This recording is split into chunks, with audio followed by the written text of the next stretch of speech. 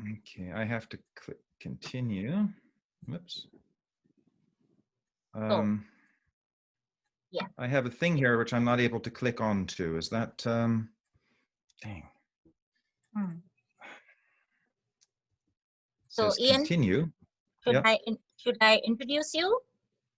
Yes. Now, I have to just take a moment because it's showing me. Oh, here we go. Sorry. No worries. Yes, you're welcome to. Am I shared in the screen here? Yeah. Good. Yes. Okay. Sorry. Okay. Please go So, ahead. before I introduce you formally, I also would like to welcome Yeshi Punsop, who is the Deputy Speaker of the Tibetan Parliament in Exile in Dharamshala, who will be joining the talk today. So I was told by Dr. Sanjeev Sharma that he will be there and I should welcome him. So I'm very happy that somebody from the Tibetan community is also present and will be attending your talk. So that's that. And Geography of Shangri-La. So we welcome you all to our Unlocked series presented by the Himalayan Institute of Cultural and Heritage Studies in the Kulu Valley, where Ian Baker will be talking about the geography of Shangri-La, the terrestrial pure lands in Tibetan Buddhism. In this talk, Ian will be talking about his multiple expeditions in the eastern Himalayas in search of cultural and geographical origins of Shangri-La, which is an earthly paradise providing guidance and tribes. This whole idea of Shangri-La was made very famous by the famous Hollywood film The Lost Horizon. There's a book by that name. I have it in my library. And of course, Ian, I have your book as well. And your latest book on the Tibetan yogic practices, which is so beautifully written. And so esoteric Tibetan texts describe lands, the greatest of which is said to lie in the region of the world's deepest gorge, in the great bend of the Sangpo Brahmaputra River, and veiled by legendary waterfall.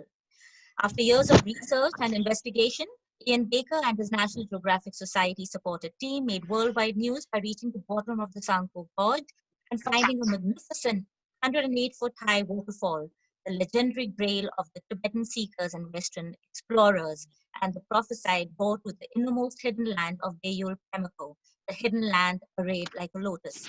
The heart of the world, which recounts these journeys, was described by the San Francisco Chronicle as one of the most captivating stories of exploration and discovery ever told. An extraordinary journey into one of the wildest and most inaccessible places on earth, a meditation on humankind's place in nature, and a pilgrimage to the heart of Tibetan Buddhism. Today, Ian will present a one-hour illustrated summary of this whole exploration. And of course, needless to say, Ian is an anthropologist, a scholar of Tibetan Buddhism, and has been recognized by the National Geographic Society as one of the 7 explorers for the millennium. And that's so amazing, Ian. Over to you, and we are so excited about your talk today. Good. Well, thank you very much for inviting me to join you. And it's sort of wonderful to be, at least virtually, heading back towards the Himalayas in this talk, in the sense that all of you are over there and I'm up here in the highlands of Scotland, which is a much more, let's say, modest mountains.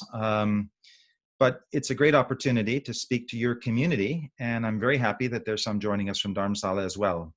Because as you introduced, what this talk will be about is a kind of summation of a book that I wrote several years ago, which has just come out last month in a new edition called The Heart of the World, A Journey to Tibet's Lost Paradise, which His Holiness the Dalai Lama wrote the introduction to, and which is more than just the subtitle by the publishers is A Journey to Tibet's Lost Paradise.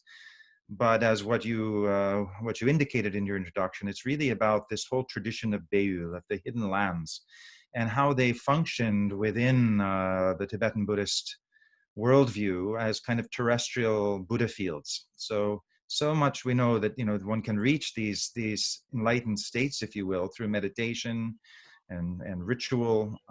But what these lands represented were ways in which one could experience such states directly in communion, if you will, with numinous aspects of the natural world. So the talk will sort of reign, and I said, unfortunately, I have sort of an hour constraint at this point, just because of another obligation following. But I'd be very happy if to continue the discussion with questions and answers on another occasion, if that was of interest. But what I will do in this talk is kind of go through, as you mentioned, the sequence of journeys that the Heart of the World introduces, which was my long quest to understand the literary and geographical sources of this idea of an earthly paradise as it was conceived in the Tibetan tradition, as Buddha feels that, the Satya Shinkam, literally the earthly Buddha realms, the terrestrial paradises. So what you're seeing now on the screen is the cover of the recently reissued edition in the United Kingdom of the Heart of the World, with the introduction by His Holiness, which is ultimately about the journey that National Geographic supported to a waterfall in the world's deepest gorge. But more than that, it's really what lies beyond the waterfall, and both in terms of myth and history and human aspiration to not just find, but to create a relationship with the earth and the material elements of our being, in which this kind of paradisical dimension can be discovered. So this is just an image of me years back when I was in what's called Lower Pemaku, Pemaku being Beyul Pemaku, the blissful hidden land arrayed like a lotus. And in lower parts of Pemaku, which now fall within the Indian state of Arunachal Pradesh, formerly was part of a southern extension of the Tibetan Empire, and this with a group of Mishmi, Idu Mishmi, that were referred to as Lopa in the Tibetan texts. But as you can see, it's still an incredible realm, which is largely or until at this time at least, it's changed a lot, was largely untouched by the outside world. So the beginnings of my journey to these hidden lands began really in libraries, Tibetan libraries, in looking for the so-called, in Tibetan, neik, literally the guides to these sacred places. Ne meaning literally a powerful sacred place in nature that by coming into resonance with would bring about certain non-ordinary states of awareness and ultimately guide one and lead one on one's spiritual path. So this is from a monastery up in the Nubri Valley near the Tibetan border in northern Nepal, and essentially the librarian, looking like something from the Harry Potter world, as I was asking him for the text to a particular hidden land there called Kimalung, the Beyul Kimalung, the hidden land of happiness. So in all of these texts, which were sometimes originally only in a few syllables on a scroll, and they were deciphered by the Tertans, the so-called treasure revealers who discovered these texts, either in the earth or in their mind streams. And you can see kind of images of this on the screen.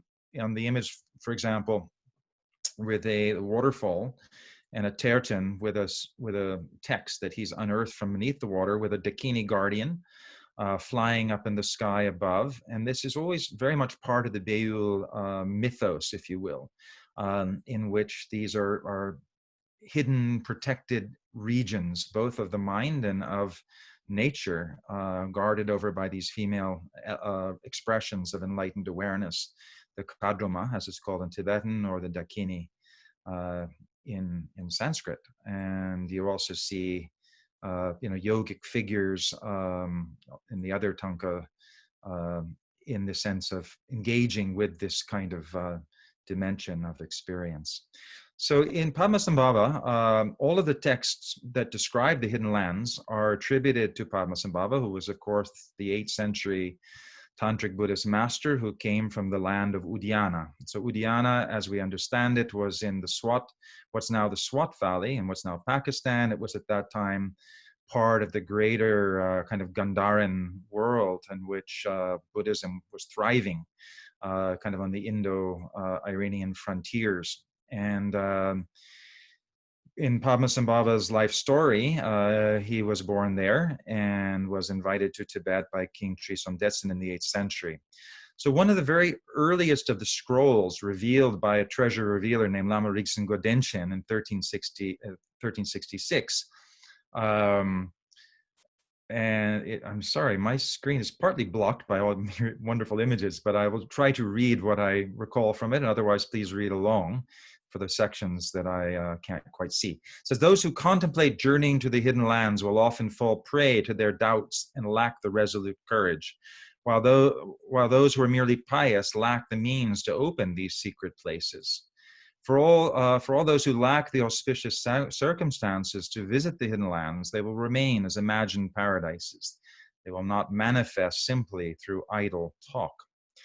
So this is a kind of a wonderful evocation of what these places meant as early as at least the 14th century, when Lama Rigsen Godemchen, in a sense, channeled this discourse from Padmasambhava, referring to these as actual places that could actually be reached and not simply imagined or conjured through meditation, or certainly not, as I'm about to try through talking about them. So my own introduction to them, when I first went to see my teacher, Chato Singye Dorje Rinpoche, who you see here at Yanglisha in Nepal, and first asked him about hidden lands in Beyul, he looked at me rather quizzically and he said, "Can you spend a month alone?" And I said, "Well, yes, if there was good reason to." He goes, "Well, then come back when you have a month and I will send you to a Beyul, a hidden land, and then you will know for yourself and spend a month there, and then you will know what a hidden land is. You won't have to ask me." So this was a wonderful challenge that was kind of my back door into to a more serious engagement with Buddhist practice. And he sent me, as you see here on the other image, to a place called Beyul Yomo Kangri, the hidden land screened by snow mountains. And this was an inner part of that hidden land called Pematang. And the mountain that you see at the center there, called Dawachati, the moonbird, was the place where Padmasambhava was said to have, according to the text, tamed the local elemental spirits in order to create this as a place in which spiritual practice, meditation could be accelerated. So that was, in a certain sense, my first experiential immersion in a hidden land. And when I came out, I went to see Chato Rinpoche, who then, that sort of began a longer relationship both with my own Buddhist practice as well as with the whole nature of hidden lands. And he wrote out a list for me of the ones that I should try to visit. So as per the text, all of the hidden lands lie along the Himalayan frontier between Tibet, Nepal, India, Sikkim, Bhutan, Arunachal Pradesh. So they're wonderfully sort of frontier regions that lie in kind of intermediary spaces that are not specifically in Tibet, neither are they beyond Tibet. And we see that here as the Himalayan range appears when looking south from the Tibetan plateau. Some of the early texts, the treasure texts associated with Padmasambhava, were revealed here at a place called Terdrum, which is literally the place of treasures, which is in central Tibet, north of Lhasa. And the mountain that you see in the center is the cave, has a cave at the top, which you'll see in a minute, which is where Yeshit Sogyal, who was Padmasambhava's primary spiritual consort in Tibet, entered into a long retreat and attained realization through the practice of Tumo, the inner fire. And it was also a place where multiple texts were revealed that Yeshit Sogyal is meant to have actually transcribed from the oral teachings of her teacher, Padmasambhava. And the temple, just to note it on the right there, is the temple where the Drigon Kandruma, the so-called emanation of Yeshit Sogyal, until recently was based. So this is actually the cave up at around 17,000 feet on that mountain, and where Yeshit Sogyal had stayed in meditation, and where Padmasambhava also stayed. And you see here a yogin with his white and red shawl, long hair and top knot, just about to enter into retreat. I'd gone up with him, And then as I was leaving, he adopted this wonderful pose, and I descended down the mountain. So this was in February when we stayed up there. We had to actually melt icicles for water, and but somehow or other he was up there for a month and hardly had anything else besides what we left there. So this is an area of Deirdre which is still very, very much connected to the whole hidden treasure tradition, and therefore is itself considered to be a hidden land. And what's remarkable about it is not only, as you see on the right, this yogin from eastern Tibet, but also a very thriving female community of Naginis, of Nakma, female yogic practitioners, also distinguished by their red and white zen or shawls, as opposed to the maroon robes of a renunciate Vinaya following nun. So here are very much a yogic tradition of yoginis and yogis. And this is something very kind of special about the hidden lands generally, that even in Pemeko in particular, they say it's a place, a refuge for the yogic traditions as opposed to the monastic traditions. So not to make too much of a difference between it, but it's a very clearly indicated in the text that these were places for the Nyingma tradition following the original teachings of Padmasambhava that tended to be non-monastic in their approach. I'll skip over some of these slightly, but these were just images to introduce this idea of how the Teretans, the treasure revealers, would sometimes only seem particular syllables might appear to them in their visions. And from those, they would begin to decode a larger text that then would become a guide, literally, into the hidden lands. And this is following this particular yogin as we were going up to the enlightenment cave of Yeshe Tsogyal. It's called Kando Tsopo Kiriyonzon, the kind of offering cave of the Dakinis. And this was actually during the month of Losar, so February of many years ago, quite cold. And again, the ways in which these syllables sometimes, which is often only what had been concealed in these caves, where then the yogin would go off to remote hermitages like the one you see here in Bhutan. This is actually a place where Yeshe Tsogyal retired to after she left Tibet. This is called Sengepuk, the Lion's Cave, and she practiced meditation here. This is above the Tiger's Nest Taksang Monastery in West Bhutan. And what we see in the texts is that we have on the right, Padmasambhava Guru Rinpoche's Sangdo Pelri, his copper-colored paradise, which represents not just in sort of mythic terms, his residence, but also represents a kind of pure land, a Buddhist pure land, but connected in this case very much with the tantric tradition and with Padmasambhava, who, as you know, was not monastic, but actually, although he went through all the different phases of spiritual training, included that, but by the time he came to Tibet, was very much following the non-monastic tantric path of the yogin. And we see here on the left an image of Shambhala. So Shambhala is a term I'm sure we're all familiar with, kind of related very much to the whole general idea of Shangri-La, Shambhala, these ideas of places that were very, very difficult to access. And yet once you did, whether through meditation, vision, imagination, or arduous physical journeys, represented a kind of spiritual awakening. So we can see how these Buddhist paradises were reflected in this idea of Shambhala, which is at the same time was both, as His Holiness described it literally in a talk, sort of the earth, but not part of it. So again, in a kind of almost parallel liminal space between.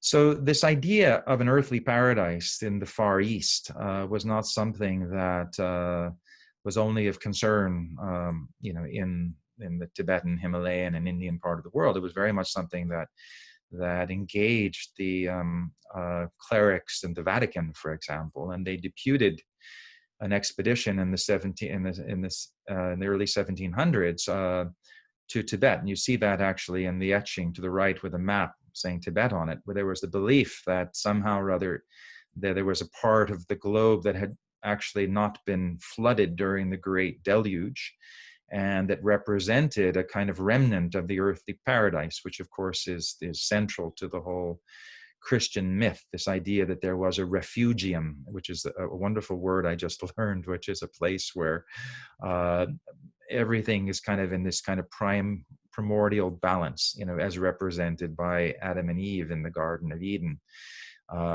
as we see here in various depictions. And so this journey of the Capuchins and the Jesuits to the east in search of this land of the so-called Prester John, you see depicted on the upper right, was in fact to look for some remnant of Eden in the east. And in a painting by Nicholas Roerich, probably done very close to where at least you are, Sonali, right now, was literally entitled "The Search for Shambhala." And so we see this as being something that entered into Western thought and imagination quite early on. And of course, this idea was picked up on during the Great Depression in 1933 by James Hilton, who wrote his book Lost Horizon, in which the word Shangri-La first appears in any language, because of course it's not a real place. It wasn't something, it doesn't really mean anything specifically in Tibetan either, although La of course means mountain pace and Shang can mean east. But in any case, this is, and Ri is mountain. So we could say it's the Eastern Mountain Pass, but I think this wasn't necessarily even conscious to Hilton when he wrote this book, which nonetheless became extraordinarily influential, in part because of the time in which he wrote it in 1933. It was between the First and the Second World Wars, at a time in which the whole kind of future direction of Western civilization had become in question, and people began to look to the East for direction. When Frank Capra proposed turning the book into a film in 1937 with Columbia Pictures, he said that the thought of Shangri-La holds a mirror up to every person, to the thoughts of every person, or the idea of Shangri-La holds a mirror up to the thoughts of every person on the planet. So this was part of what motivated Columbia Pictures to create this film. And it turned the book into the best-selling novel of all time. It was the first book ever even to be printed in paperback. That all happened during the 1930s. And interestingly enough, won't go into it in depth, but it's interesting to see that actually that book, Lost Horizon, really owes it much of its plot to an earlier book that came out in 1924 called Om, The Secret of the Abor Valley. And why that's relevant is that it also talks about a waterfall as being the doorway into a hidden land where the best of East and West has been preserved for posterity. And interesting enough, that waterfall is described as the falls of the Tsangpo in the gorge of the Tsangpo Brahmaputra River, which is where Beyul is located, and where, as you'll see, the expeditions that I began to embark upon in the 1980s are located. So it's quite interesting to see, again, the trajectory of in this case, Western literary sources that contributed to it. And the idea of Shangri-La entered into popular Western imagination, pinball machines on the right, cartoons, Bugs Bunny, Porky Pig looking at a place, in this case, Shangri-La, tucked away in the mountains. So this was very much something at a time not completely unlike our own, at least temporarily, where travel was restricted. It was the 1930s. It was before the Second World War, and actual travel became extremely limited. And travel in the imagination, at least in the West, because there wasn't really a meditative tradition, was really the only way to go. And as a result, Shangri-La became a metaphor for this idea of an earthly paradise that seemed to be receding ever more in the spirit of the times. This is how His Holiness introduced the book which, as I mentioned, was just republished in the UK edition. He said, hidden lands, Beyul, in other words, are not places to escape the world, but to enter it more deeply. The qualities inherent in such sacred places reveal the interconnectedness of all life and deepen awareness of the hidden regions of the mind and the spirit. Visiting such places with a good motivation and appropriate merit, the pilgrim can learn to see the world differently from the way it commonly appears. This is an extract from His Holiness's introduction to the book. So what we can see here, again, is other hidden lands on the frontiers, in this case, between Nepal and Tibet. This is Beyul Kimelung on the upper right, the hidden land of happiness. And as you can see, much like it appeared within the scroll paintings, surrounded by high peaks, in this case, Manaslu in the background, and a group of pilgrims, of women pilgrims in the lower right, who were making a trip to a sacred hidden land on the outskirts, on the so-called outer parts of the hidden land of Kimelung. And on the left, we see a yogin from Golok in Tibet, who was very instrumental in opening the hidden land of Beyul Dremajung, literally the hidden land of rice, which is now known as Sikkim. Here we see pilgrims entering into the hidden land of Kimelung in the Nubri Valley in Nepal, in an entry chorten, a kind of stupa, a walk-through stupa, if you will, that represented one of the kind of initiatic gateways into this land. And we see this tremendously kind of compelling landscape in which one is down in almost a subtropical environment, but sealed off from the rest of the world by high snow peaks. So hidden lands, as described in the texts attributed to Padmasambhava, are not just the ones that we commonly think of, like Pemaka or Sikkim or in Bhutan, but also the hidden land of Khumbu near the base of Mount Everest. And this is a photograph from the Gokyo Lakes en route to Mount Everest. And this was a place that the Sherpas, literally meaning Sherpa, the people from the east, were actually originally Kampas from eastern Tibet, who followed the prophecies of Padmasambhava to a valley that they were said would become very, very fruitful for them, which of course has actually taken place historically. So it's again how following these ancient texts and myths, if you will, that were myths to live by, and which completely transformed the life and experience of this particular group of people originating in Tibet, the Sherpa.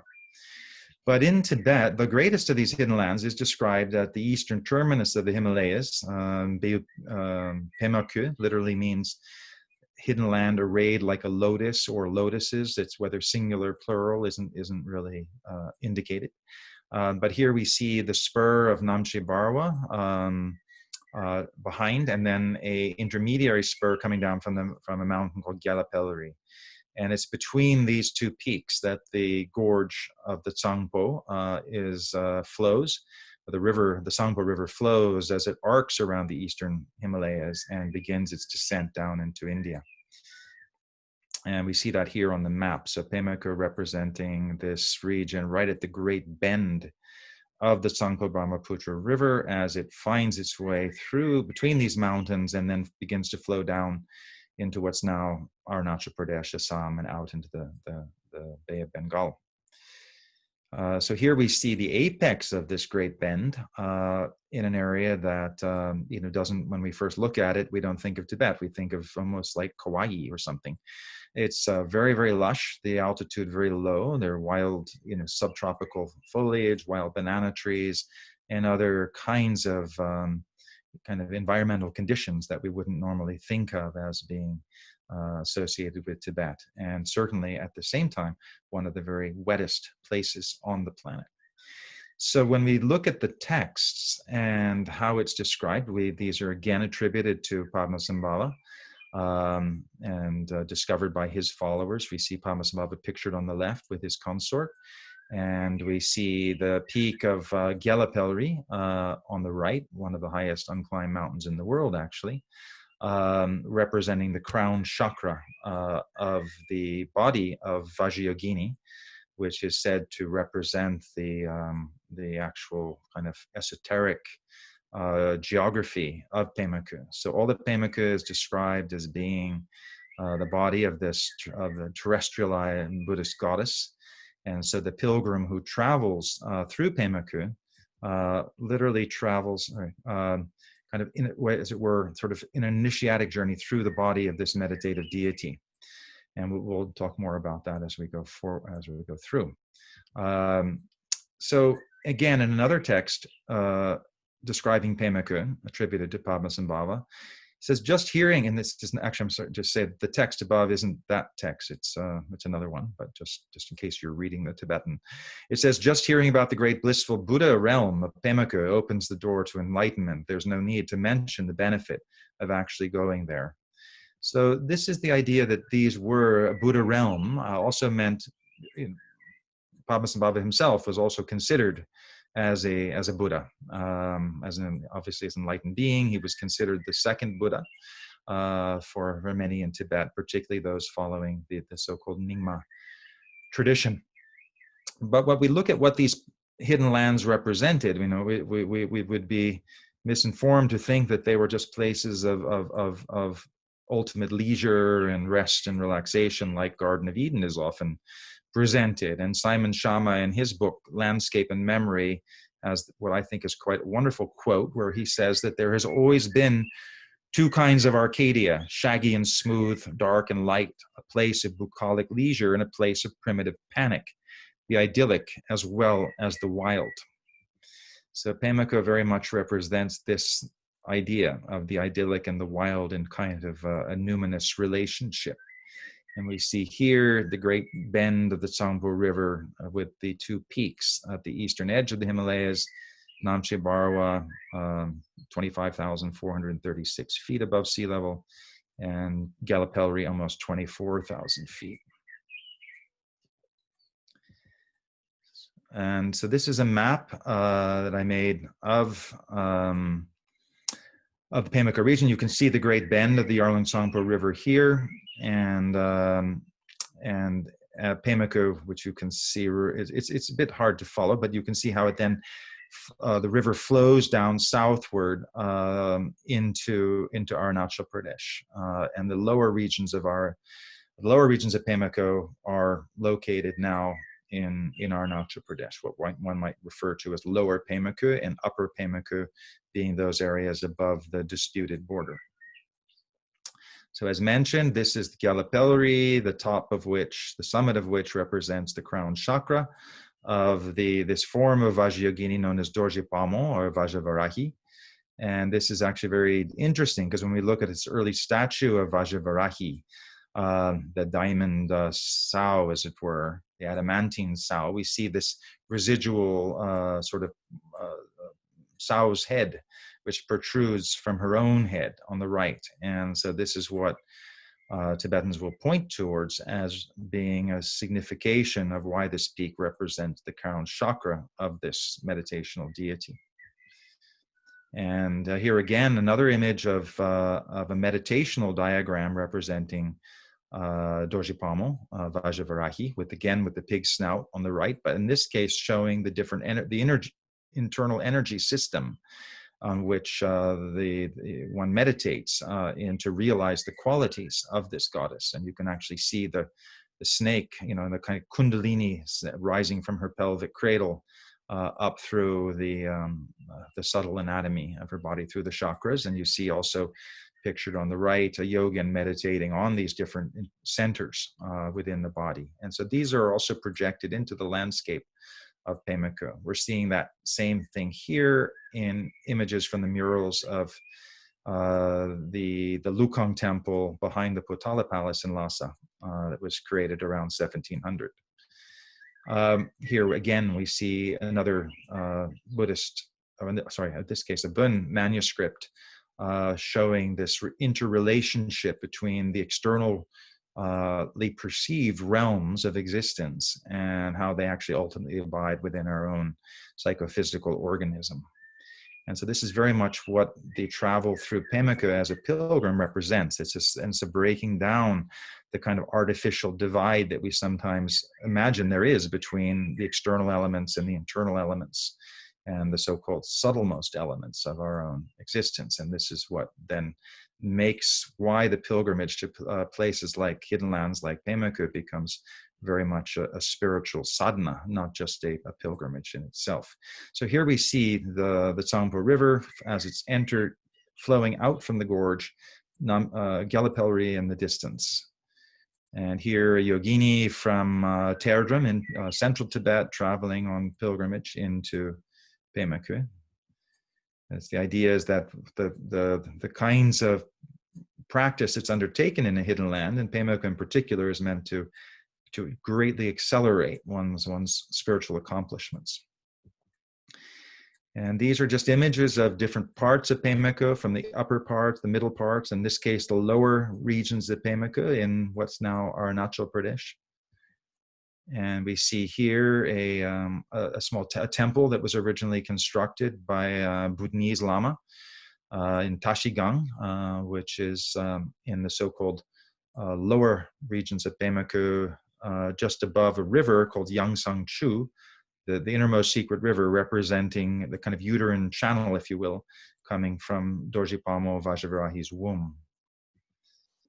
And again, when we see this tradition of travel into Pemaka, beginning with these prophetic texts of Padmasambhava from the 8th century, and with the first revelation or discovery of one of these texts in the 14th century by Rigzen Godenchen, but continuing into the 19th century with Urgyen Dorje Dranak, for example, who wrote this kind of poetic ode to Pemaka, where he says, "Aho, the secret land of Pemaka, a great realm, a pure realm for the Buddhas of past, present, and future. Just thinking of this place, I become joyful. Crystal glaciers adorn the sky, rain falls like nectar from the sky, and rainbows fill the valley. Surrounded by snow peaks, cliffs, this hidden land of Padmasambhava, a place where fortunate beings find enlightenment." So very interesting. Lelung Shepe Dorje, who traveled into Pemaka in 1729.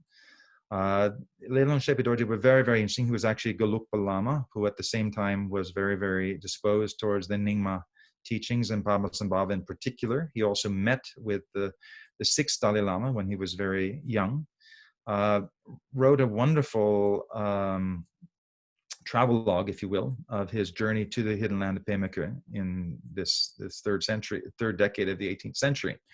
And I'll read it because I think it's quite interesting to sort of, again, show this idea that these were not just paradises in this place in the sense of that we might ordinarily conceive it.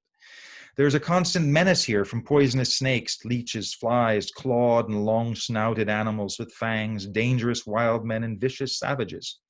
One can easily succumb to fever and gout, while blisters, abscesses, ulcers, and sores add to the physical obstacles.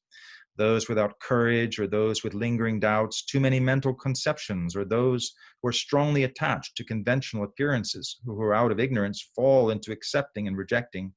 Such people will have difficulty reaching this land and getting through unscathed.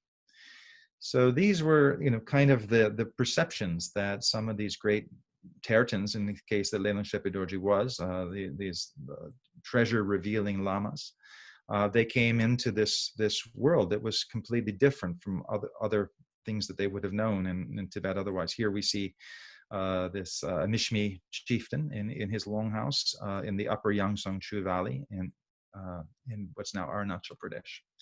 But they still hold the tradition here, their own animist traditions blended with the Tantric Buddhism that Padmasambhava introduced.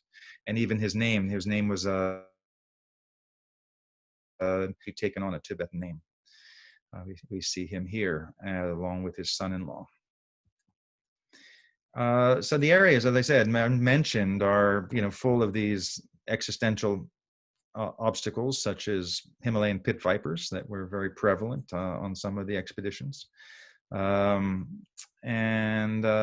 Again, the whole area is described as being a realm of dakinis. So dakinis being literally kadroma in Tibetan, the sky goers, those who travel freely within the realms of mind, mind not being separate from the phenomenal world in that sense. So this is why they are often depicted as you see here, sort of sky-clad, meaning just unobstructed by any kind of cultural conditioning. And they sometimes depicted, as you see in the upper right, in Singamuka with a lion's face, sometimes with the sow head protruding, as we see with the Dorje Pamo image on the lower right.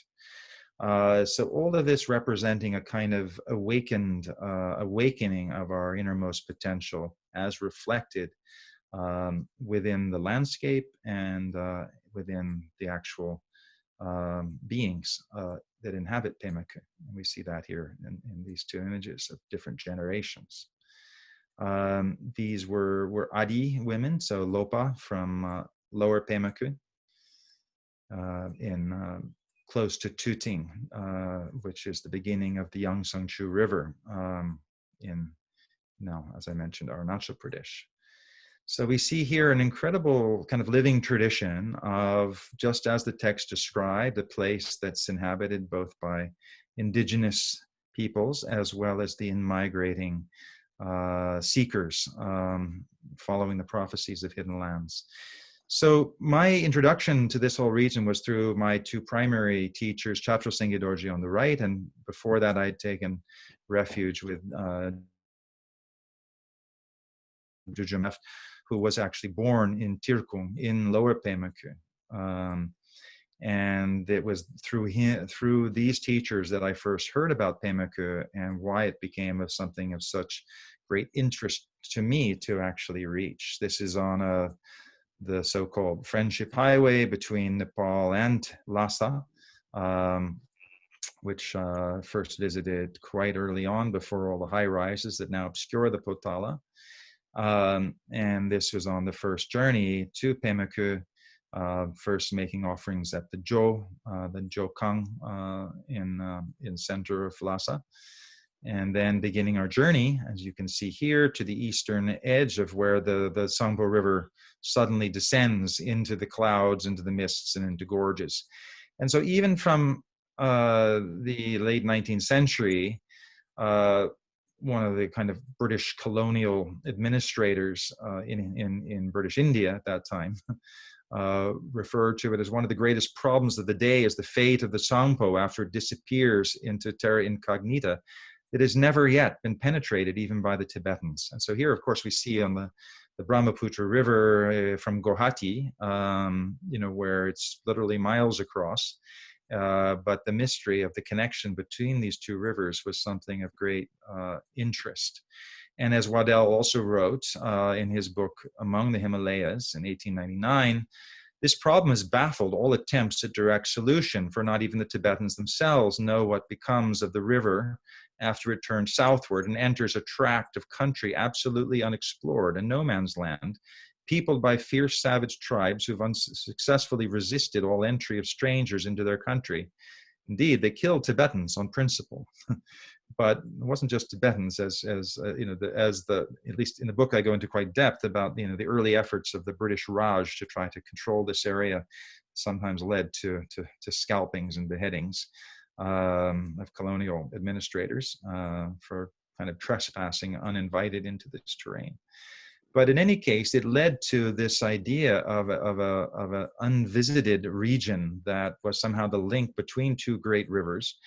And the accounts came back and was published in the Royal Geographical Society, also in the last decade of the 19th century, the falls of the Tsangpo River, as it says here from a Tibetan drawing, with Shingje Chugyo, the Lord of Death, pictured behind it. And this idea of a sacred waterfall already had been brought back from an expedition that Kintup, as you see here on the left, who was actually from Sikkim, but had been trained in Dehradun by the British Raj to be a kind of undercover explorer spy, deputed along with his companion to determine the link between the two rivers. The idea was that this waterfall started to kind of grow larger in colonial imagination to the point where it was going to rival Victoria Falls that we see depicted here in Africa. And the same way that Victoria Falls, obviously reclaiming, renaming, and reappropriating an African waterfall, the idea was that the falls of the Sangpo was going to have comparable kind of magnitude and importance in Asia for the British colonial project. We see here early images from this region, the confrontations with indigenous tribes to the area as the British tried rather, as we would now understand it completely without any legitimacy, trying to claim this area. But we see the kind of terrain that it really was. So this is from my first expedition as we entered off the Tibetan plateau, as it were, down into these mist-filled gorges of the Tsangpo, reaching the farthest point that had been reached by Kintup in those expeditions in the 1880s. And here with the Lama we traveled with from Nepal, reaching a point where, as I think you can see, there was absolutely no way to continue down into the gorge itself with these sheer cliffs that were all around us. At the same time, we were able to visit a monastery in the town of Mundrong, Marpung, where they actually had remembered the story of Kintup taking refuge there on his journey, attempted journey back into Arunachal Pradesh, or what was then Greater Assam, or the Northeast Frontier Agency, but he had to turn back because of, again, the hostility of indigenous tribes. And here again, we see again these ancient traditions being maintained within a very rural temple. We also see the efforts by the British in 1904. They sent an expedition into Tibet, the Young Husband expedition, and as part of that, Captain F.M. Bailey was deputed to try to continue the journey that Kintup had not been able to. I'm getting a background sound from someone. I'm not sure if the rest of you hear it, but otherwise, not to worry. So these are some images from the Royal Geographical Society, where Lieutenant Colonel F.M. Bailey's photographs and journals from 1913 and reports have been archived. And as he wrote in 1913, as far as the Western world was concerned, we were exploring a country of which nothing was known, but much was speculated. One of the last remaining secret places of the earth, which might conceal a fall, rivaling by Niagara or the Victoria Falls in grandeur. So this was their mission. It, along with Sir Henry Morshead, who you see up there with his plane table, surveying this region, in the areas of the Adis and the Mishmis, and photographing as well. So this was all in that sort of period of 1911, 1912, 1913. So when they came back and made the presentation at the Royal Geographical Society, not having been able to enter into the innermost part of the Sangpo Gorge, Sir Thomas Holdrych had been the president of the Royal Geographical Society, said the evidence as to their non-existence is imperfect. The question of the falls must remain still in the air. So this was part of what intrigued me, was that this whole idea of this quest for a waterfall that had been aborted because of the conditions in 1911, 12, 13, was then taken up again in 1924 by Frank Kingdon Ward, a very famous plant collector on the left, and his major patron, Lord Cawdor, who was 24 years old at the time. And they made an expedition into the Tsangpo gorges to try to resolve this problem. And as he wrote in his book, The Riddle of the Sangpo Gorges, which was published after they came back in 1925, there remained a gap of 50 miles about which nothing was known. Was it possible that hidden away in the depths of this unknown gorge, there was a great waterfall? Such a thing was quite possible. And it was this question that we were resolved to answer. We would, if possible, go right through the gorge and tear this last secret from its heart. Here, if anywhere, were the falls of the Brahmaputra, which had been a geographical mystery for more than a century. And the solution, falls or no falls, was now within our grasp. So in their expedition, and these were photographs archived at Cawdor Castle, and not yet published, from their expedition, trying to resolve this problem. And as you can see here, and again, I'm sorry, part of this is blocked out on my screen, but I will try to read it partly from memory and partly from what I see. Every day the scene grew more and more savage. The mountains grew steeper, steeper. The great river plunging down, more deeply into the bowels of the earth. The snow mountains enclosed us in a ring of snow, the jungle surging over over the walls. Anyway, this is again from Kingdom Wards, The Riddle of the Sangpo text. And you see here one of the photographs that Lord Corder took on when he was 24 at the time. But again, as you can see, they were unable to continue down to the deepest parts of the falls. And his journals that he kept, he says, I reckon it is about 500 to 1 against the falls, and I would lay it in guineas. How the old chap who invented these falls must chuckle in his grave when mugs like us go looking for them. And what a number of people have had a miserable time looking for this mythical marvel. So these were, as you see, Frank Kingdom Ward and Lord Corder, one sort of maintaining his kind of Scottish attire, and the other and Frank Kingdom Ward having gone rather native in front of a monastery in the Po Valley after they returned from Pemukhu. So as it was written about, that the search for the Falls of Tsangpo can be characterized as one of the great romances of modern society, and one of the obsessive wild goose chases of modern times. In any case, this is Corder Castle, actually, which is where I'm speaking from at the moment. I'm in a little lodge built into the castle wall, which has been my hermitage for the last 3 years. But this is the map that they created after the expedition, showing between points A and B the region that had not yet been reached. And this was fascinating to me because it meant that there was a blank spot still at the end of the 20th century that people had not yet seen. I'm just, in the interest of time, not going to read this full quote. It's in the book, but it's basically interesting because it so much parallels what Lelong Shepe Dorji wrote from his expedition in 1729. And Frank Kingdom Ward describing this area very much in the same terms. Just reading the end of it, he's saying, add to this a climate which varies from the subtropical to the Arctic, the only thing common to the whole area being perpetual rain, snakes and wild animals, giant stinging nettles, myriads of biting and blood-sucking ticks, hornets, flies, and leeches, and you have some idea of what the traveler has to contend with.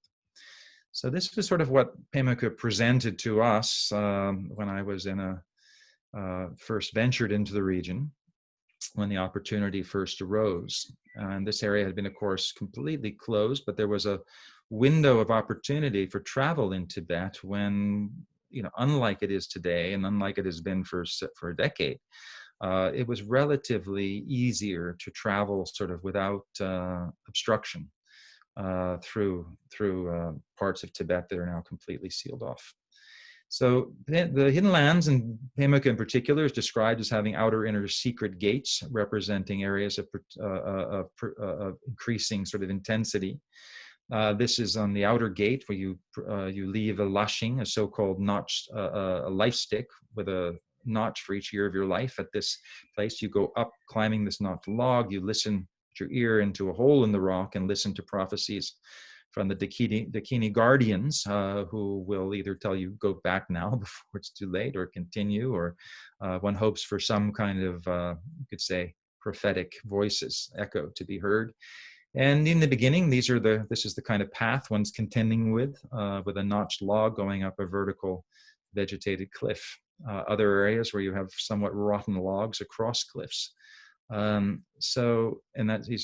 then we went down, and is this area called, again, described in the text because it's the only guidebook in the sense that there was to the area, the Shekar Lungpa, the Valley of the White Crystal, with waterfalls and etc. So Lelong Shepe Dorji had traveled through this area in 1729, and he had this wonderful quote from his diary saying, when journeying to these sacred places, fear naturally transforms into great splendor, and one remains perfectly at ease. A new spiritual awareness flares up in one's stream of consciousness, the conception-free unity, bliss and emptiness. Oh, this is the détente, the bliss and emptiness, which is, of course, the key to understanding, the clear light of mind, and enlightened state. So this is how pilgrimage represented for these kinds of Tibetan pilgrims a sadhana, a spiritual practice in its own right. So this was on our first expedition where there was no path, there was no way to cross some of these Himalayan torrents. We had to build bridges, as you see here, eventually rescued by a hunter who, after we'd run out of food. All this is kind of chronicled in the book, The Heart of the World. Again, Himalayan pit vipers, poisonous mushrooms, various kind of extraordinary plants, in this case, a psychoactive bat lily. But as we entered into the lower Tsangpo gorge, as you can see here, suddenly the first habitation after almost a month of travel, and seeing the river as it's flowing south, in this case, down towards the Indian border. And extraordinary people who had settled into the area, in this case from the Po Valley to the north. But very many elements of it being like an earthly paradise. We saw, children, for example, here just bathing naked under waterfalls. It was an extraordinary world that looked more like kind of Gauguin's Tahiti than anything I'd ever encountered in Tibet before. So the inner gate, the idea was still to get into this part of the gorge that no one had reached before. And so Bakatuku, Pema Rigsen Rinpoche, who I was close to in Nepal, and who had traveled into Pemaku in the mid-1950s, presented, also who helped to interpret the texts about Pemaku, and said, you must go first to this mountain, Kunda Dorsempetrong. It's pictured in the lower right of this map.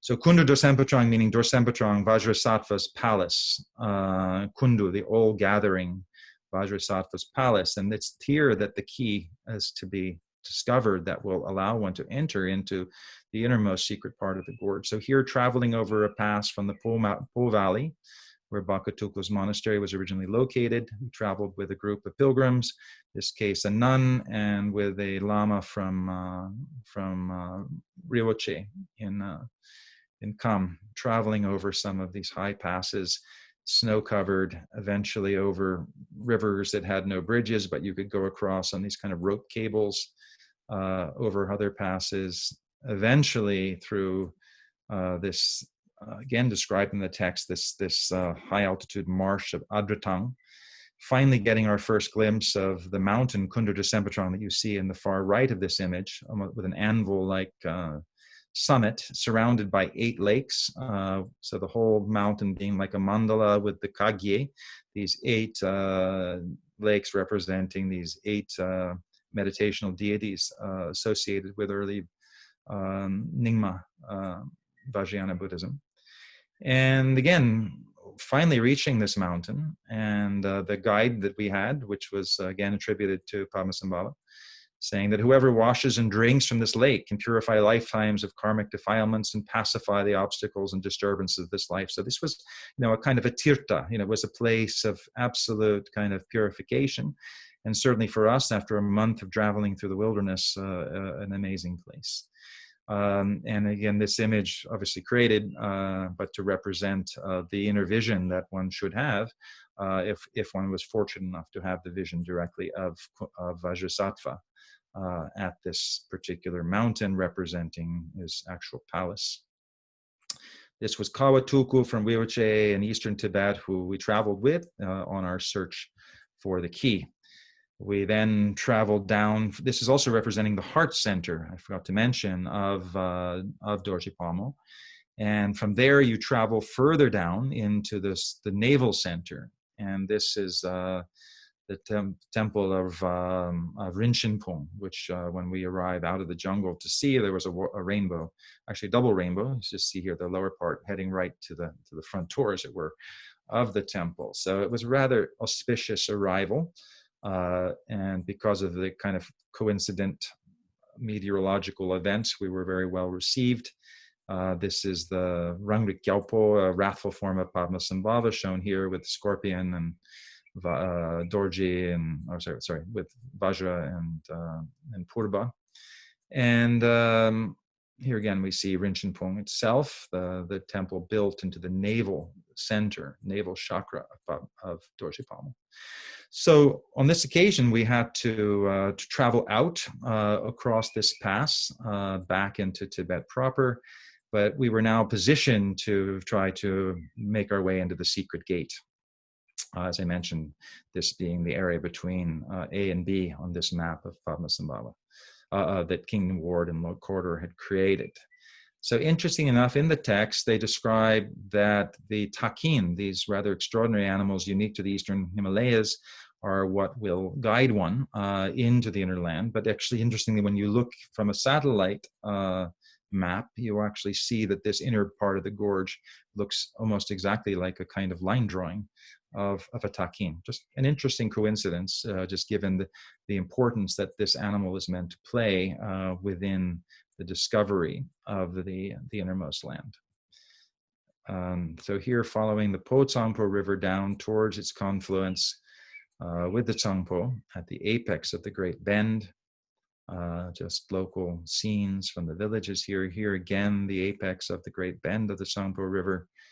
Abu Lashu is the name of this peak, a protector mountain, or the seat of a protector named Dorje Draksen, who is said to be the principal kind of guardian of Pemukü itself. So here we see again the inner gorge. We see again places without bridges. We had to go across on ropes and pulleys. Here actually going down, trying to make our way into the inner gorge using caving ladders and rappelling. This is my brother on the upper left. But again, reaching a point where it's impossible for us to continue, and performing chud ritual here to appease whatever elemental beings we might have upset. Again, traveled with Niriktsang, a yogini from Terdrum in Tibet, seeking another way in. Consultation with one of the headmen to look into a route that was described in the text, and yet when we reached the end of the valley, it had this head wall of snow and ice that our expedition was unable to cross. So we were, at the same time, we went back to one of the places we first started out, where the Lama there, Konchak Dorje, had said that the text, whatever text that might have described the innermost part of the hidden land, they'd been forced to throw into the river, the Sangpo, at gunpoint by the Chinese in the early 60s. And yet when we returned from the mountain where the key was said to lie, he said, well, he's understood that we were, as he refers to it, Nangpa, we were insiders, not outsiders. And therefore he did say, well, actually the text does exist, and these are this is the direction. So based upon his support, we were able to travel down to this innermost part of the gorge, which he described as actually having a route. And yet that route turned out to be, as you can see here, basically holding on to tufts of grass as we tried to make our way down these kind of precipitous rock slopes, sometimes using vines to get down slabs of rock, as you see here.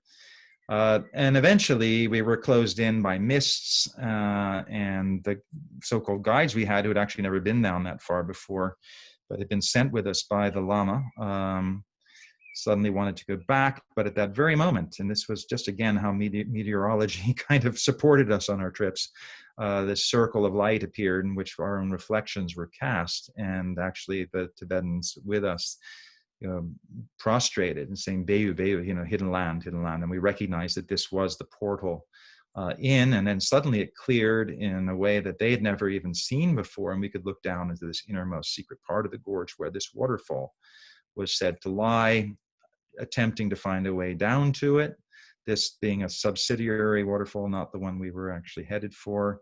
Eventually we were able to get down to this lower part that you can see here, but because of the foreshortening effect, we couldn't really tell what was happening down there. But we rappelled down into this lower part of the gorge and found that there was in fact this waterfall that did measure up to the, not obviously to the grandeur of a Niagara or a Victoria Falls, but actually fit the criteria of being a waterfall of over 100 feet, which is what King Ward and Lord Corder had said it needed to be in order to qualify as the so-called Lost Falls of the Tsangpo.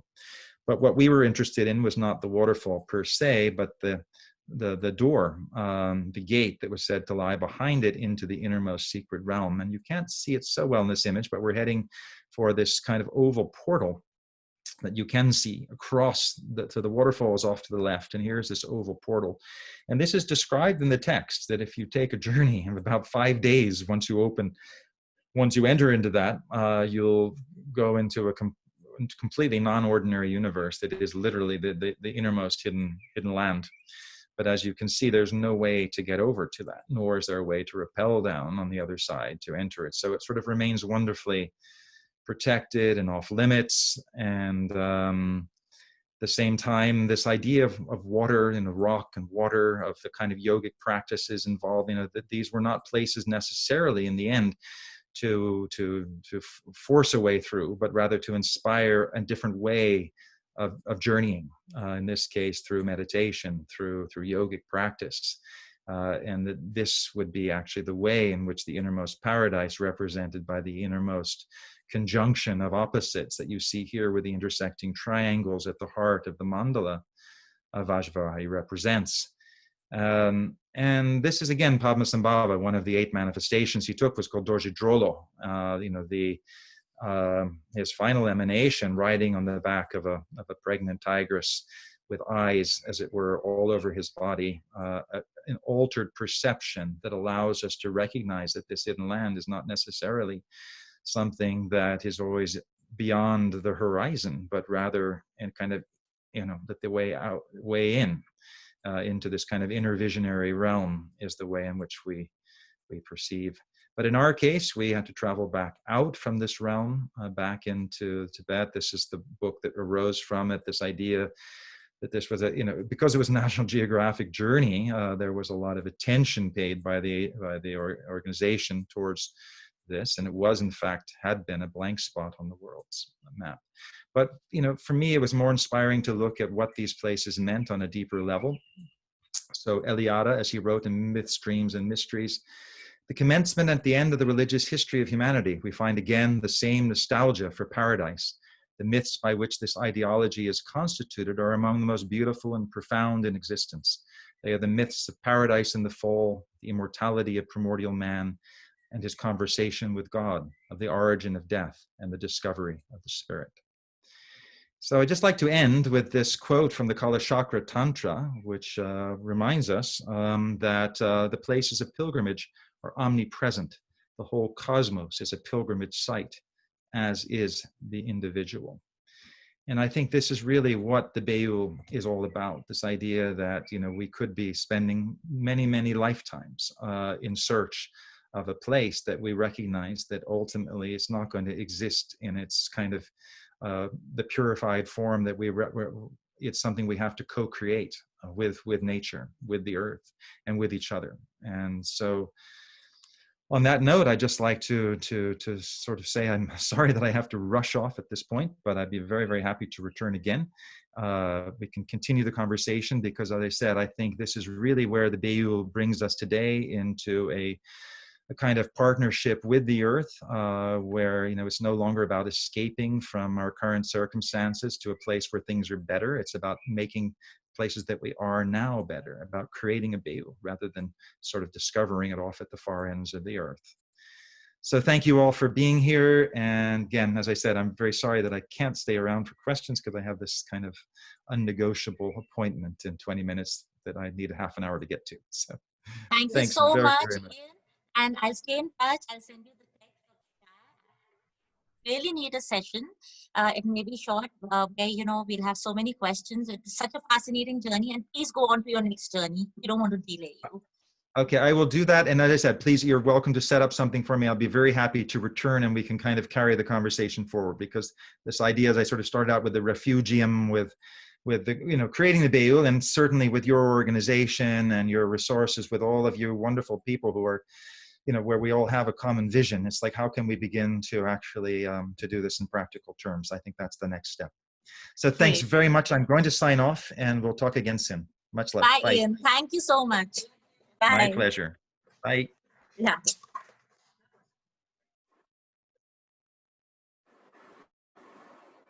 And for those of you who are here,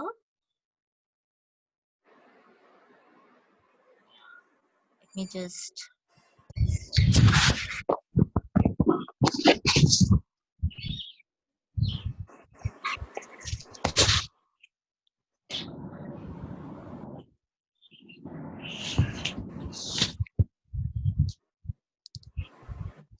I'm just trying to put the main screen on.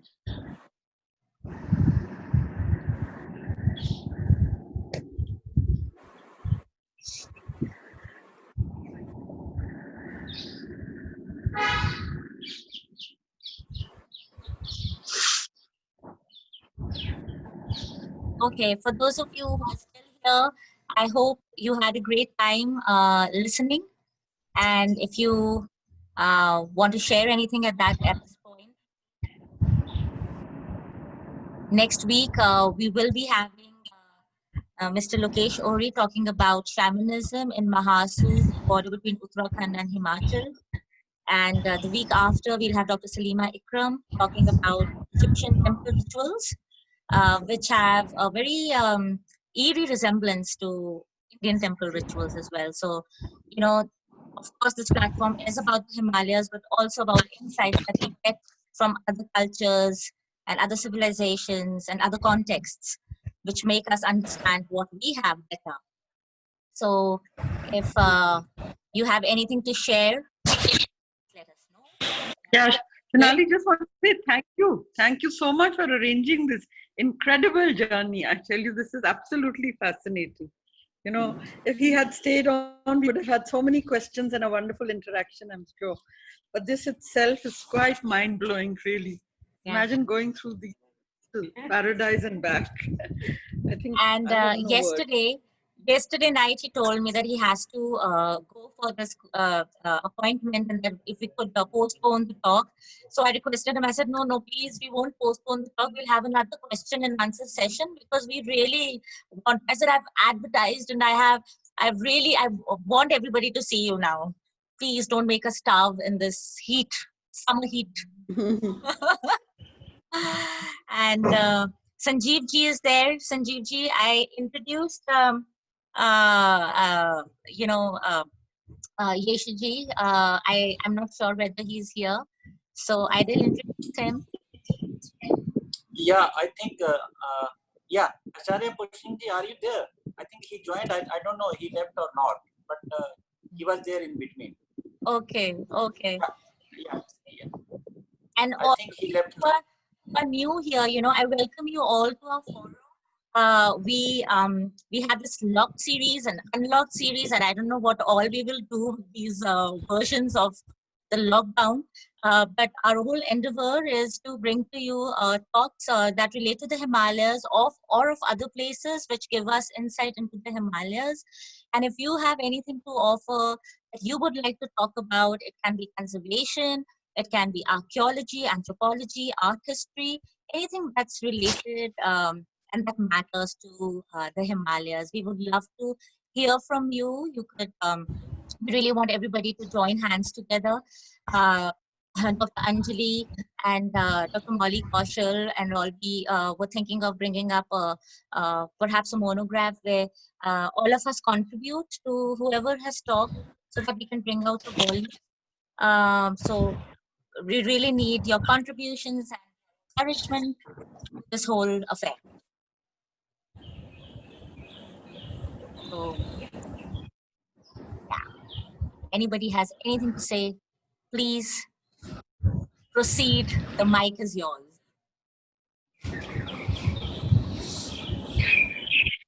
Sonali, this Vibha. is very... Who? Vibha. Okay. Can you come again? I couldn't hear you properly. Alison is talking. Alison? No. Oh, Alison, were you talking? No. Somebody else. But this journey was so fascinating, finding the waterfall and what lies behind that waterfall. And in archaeological terms, I would say it was a perfect collaboration of literary text with the actual evidence. We see Troy, we see the Mahabharata, the Ramayana. We have tried to make these connections. And here, there's this text, a Tibetan text, and he found it. So it was amazing. Yeah, it's really amazing. And the photography is just outstanding, really. Amazing, absolutely amazing. Yeah. Hi, Molly. Hi, Molly. Hi, hi, hi. Yeah. Very, very beautiful. Of course, Nandini ji, please do say what would you like to share? Please let us You know, know. though, I would have kind of also Yeah. loved to hear more of the philosophical aspects of it coming along with the picturesque journey. So maybe we need two people to talk about Shangri-La. Yeah. You But know, he does talk about it in his book. I've read his book, and he talks about the philosophical aspect of it. And of course, he mentioned, I'm right opposite where Nicholas Roerich, wrote about Shambhala, and his book Shambhala is all about, it's a very dense philosophical book on the whole journey of what Shangri-La, what Shambhala is. So I think that's what But does he talk? Sonali, does he talk about his own internal journey? I mean, this is Yes. outside. Yes, he does. This is. He talks about That's it. in the book. In the book. Yes. And his latest book on Tibetan yogic practices, he talked about hidden things that have not been revealed. And he faced a lot of opposition as well in terms of why did he bring forth these secrets that were supposed to be within the community. But he said that it's time that everybody needs to know all of this. So, and I agree. Look at the times we are living in. Vibha saying, Molly going to seek the physical evidence. Yeah. No, and as an archaeologist, and as anthropologists, we always look for hardcore evidence that this is very true. The landscape itself is the evidence that, and he went on to the clues that he was finding in the text. So that's amazing that these places actually exist.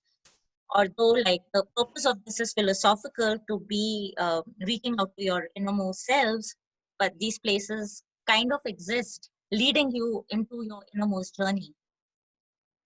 You know what fascinates me actually, about all these practices is that how much interconnectedness, these whole tantric traditions, the Buddhist traditions, the Shaivite traditions, there's so much interlinked, right from the cult of the yoginis to dakinis, and then flourishing into a full-fledged tantric concept, getting into Buddhism, then traveling into Shaivism, then traveling back and forth. And the whole landscape actually creates something as exotic and as distant as Shambhala or Shangri-La. Some can be so easily accessible, but what goes into making of these landscapes and these traditions is what is really very, very fascinating.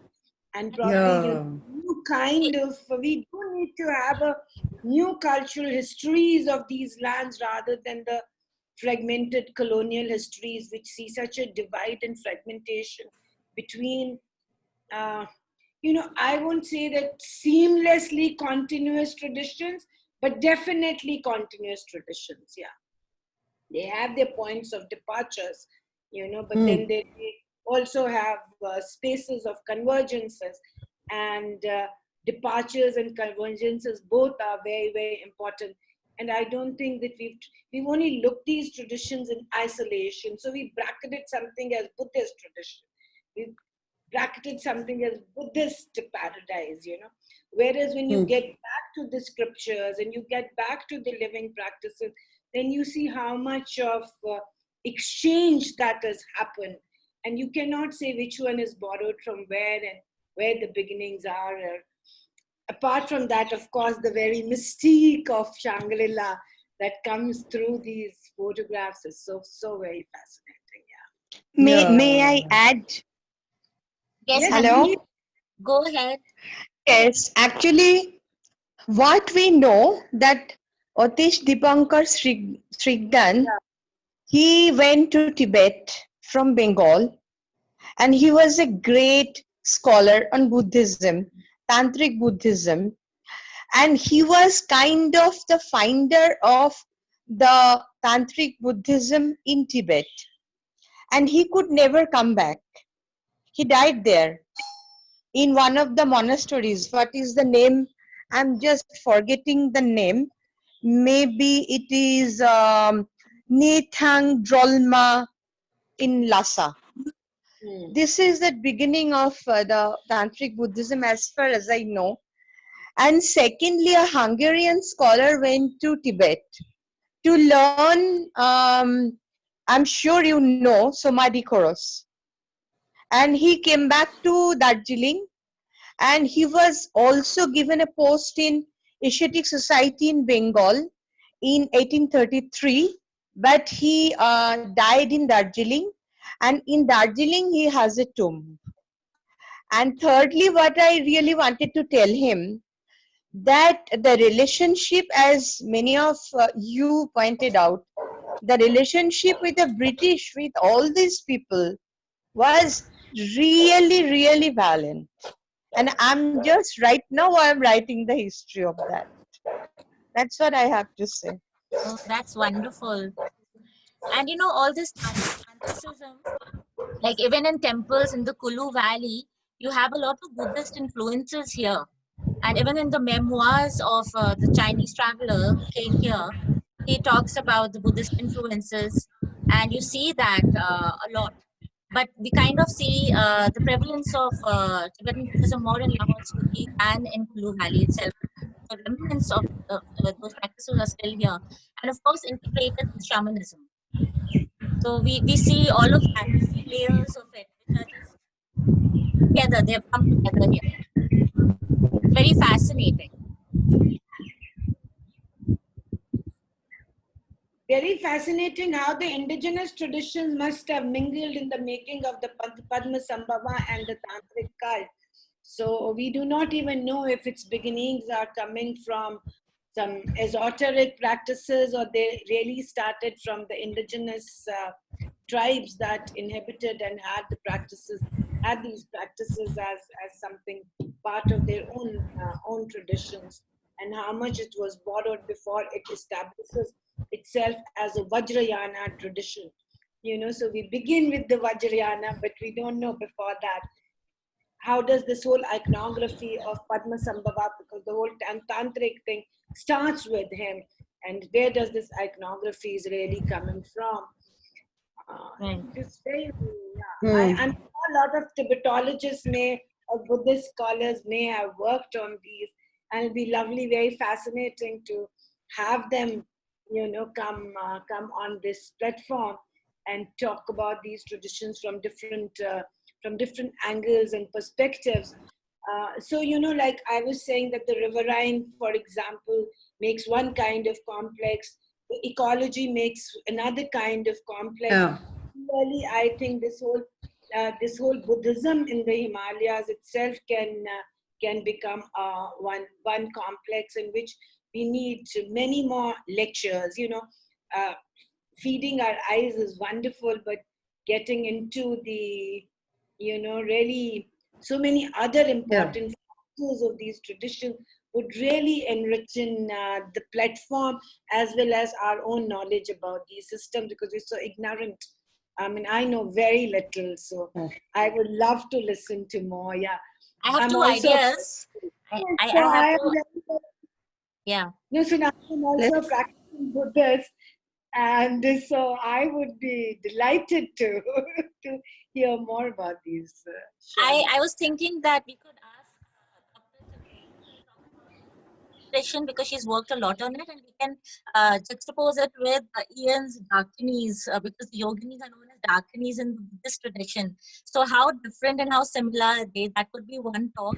And of course, I've also spoken to the Rinpoche of Kiev Monastery, supposedly in the 19th reincarnation of Rinpoche Tsangpo, who was the earliest architect of the monasteries. So he's had 18 reincarnations according to the Buddhist tradition. He's the 19th one. So I asked him to talk something about the Buddhist tradition, and he said, "Sonali, I'm not an archaeologist, I'm not an anthropologist, I just know the Heart Sutra."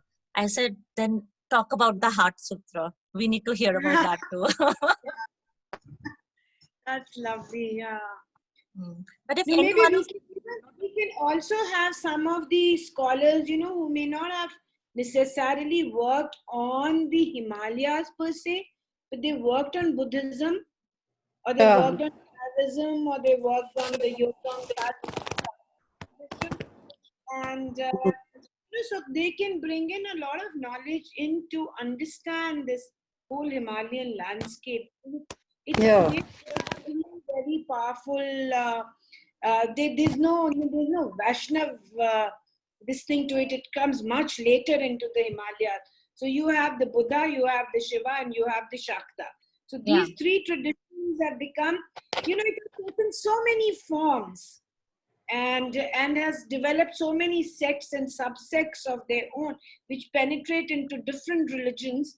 And maybe, like we do develop that kind of dialogue with people who may not be necessarily looking at these traditions as Himalayan traditions, but once they'll begin to talk, many mysteries of the Himalayas will begin to get unfolded. Yeah. I think I'll try to get That's Peter lovely. Van Ham. I'll get Peter Van Ham, who's worked in Hubei and Ladakh. I'll ask him to do a talk. He's a friend of mine. He last did a talk in at UCLA, and he has been working in that area for about 30 years. So I'll ask him, and maybe we can have, like you suggested, about other scholars who can give us a perspective, a different perspective on the Himalayan landscape. Let's start You collecting some names. Molly, you Suggestions? can also let's scout around for names of people who have not necessarily worked in the Himalayas but know the Buddhist and the Padmasambhav traditions to understand the whole force and the yoginis and the dakinis.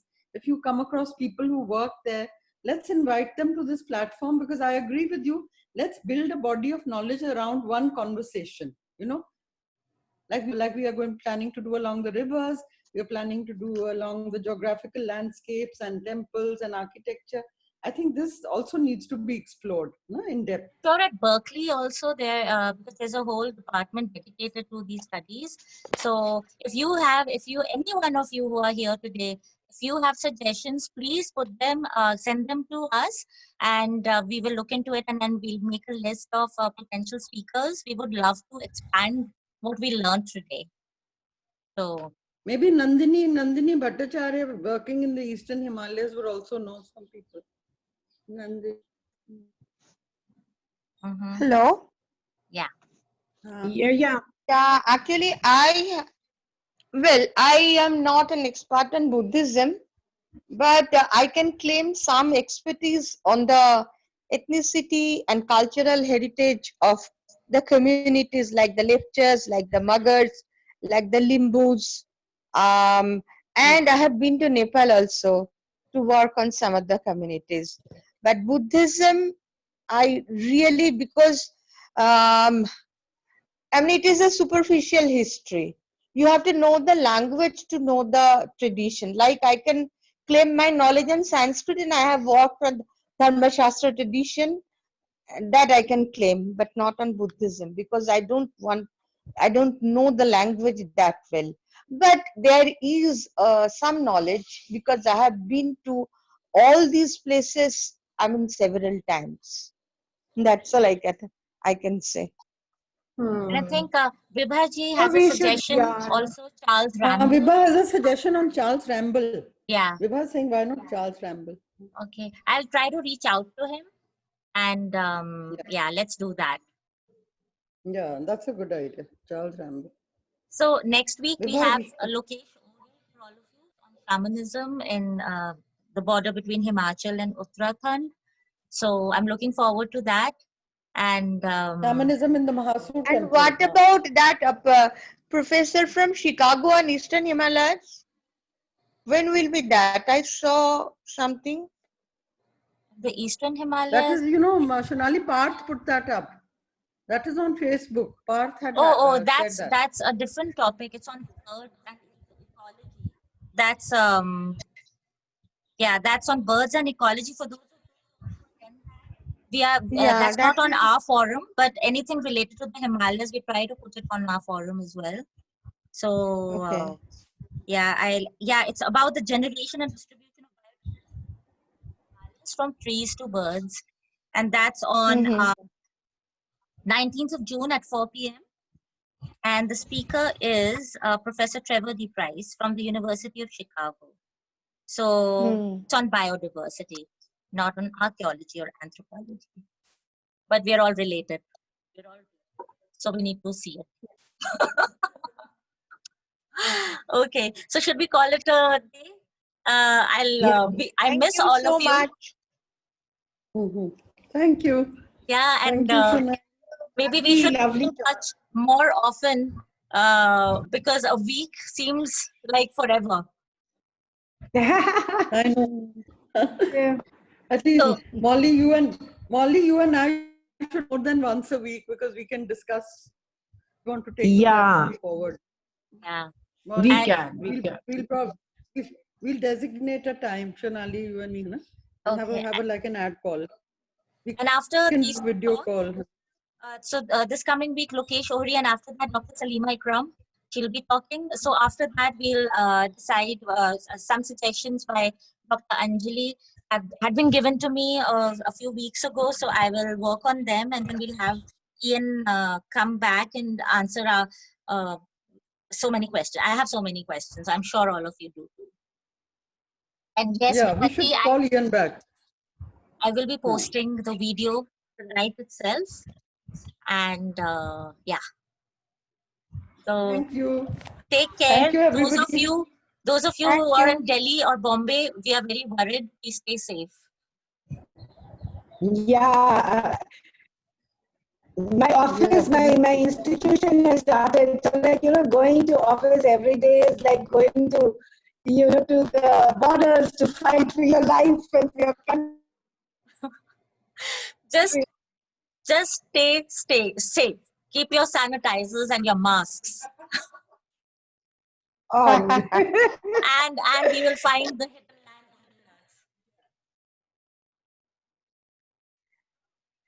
Yeah. So take care, and all of our new members. It's been great that you have been able to join us. I do see Anupam Saji, right? Your windows right next to it. Thank you for joining us. And you are into heritage, right? Heritage conservation. Yeah. Yeah, we would love to have you speak about archaeology or anthropology. It's about heritage conservation. So please keep in touch. We'll be in touch. Okay. Thank you so much, and bye everyone. Till we meet again. Okay. Till Bye. next Sunday. Yeah, till Bye. next Sunday. Till Yeah. next Sunday. Bye. Take Bye. care, all of Bye. you. Bye. Bye.